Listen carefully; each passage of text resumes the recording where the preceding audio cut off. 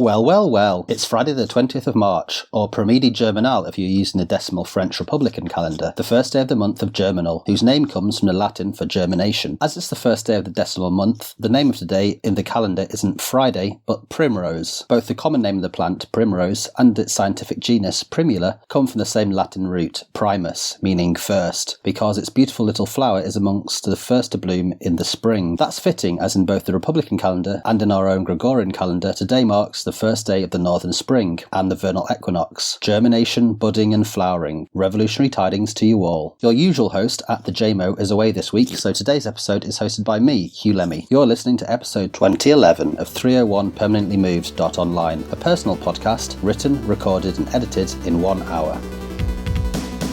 Spring this year won't be marked by the traditional sentiments of rebirth, the lambs gambolling in the fields, the budding forth of fresh blossoms, the return of warmth to the frozen northern hemisphere. A plague has struck the people, bringing with it the morbid social symptoms of fear, xenophobia and paranoia. Lock up your daughters and bring out your dead. The name of coronavirus is on everyone's lips. The metros of the world are filled with citizens clutching their smelling salts to their noses. Fortuitous for me, then, that I can self-quarantine with a nice big book that I've been reading for the past month or so. It's called The Pursuit of the Millennium, written by Norman Cohn, and first published in a world still reeling from the moral cataclysm of the Holocaust in 1957. It's a book that chronicles the rise and spread of millenarian and mystical anarchist beliefs across Western Europe in the Middle Ages, and yet the shadow of the Nazi Holocaust hangs across the text, influencing the author's readings of collective belief, eschatologies, and anti-Semitism that underpins most of the history within which he's describing.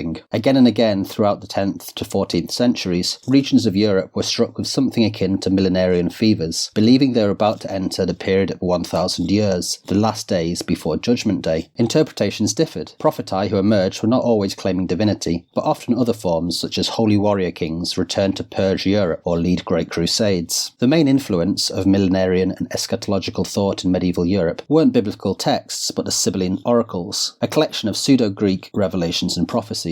The oracles are a sort of synthesis of various Gnostic, Jewish and early Christian beliefs written in a pastiche of the hexameter prose of the Sibyls, prophetesses who foretold of the future, like Pythia, who oversaw the Oracle of Delphi. Over the following millennium, these texts, much abridged and edited, travelled across Europe, becoming a key influence on eschatological Christian thought. But why did the oracles, and more importantly the low clergy and even laity who utilised them to create powerful heretical movements in medieval Europe, gain such influence? How did these preachers, holy men and propheti manage to build mass movements on the back of heretical beliefs whose adherents would face monstrous deaths and persecutions by the secular and religious authorities? Cohen is clear that the answers are material. Throughout the book, revolutionary religious movements are formed in an environment of not just material poverty but rising inequality, material insecurity caused by famine and war, and the ever-present pestilence. Indeed, Cohen points out that revolutionary eschatological movements found short shrift in Europe before the rise of early industries such as weaving created greater inequalities as well as surplus populations, what he calls the margins of society. It's no surprise, therefore, that the religious movements often had a powerful politically revolutionary character. These movements created what Cohn refers to as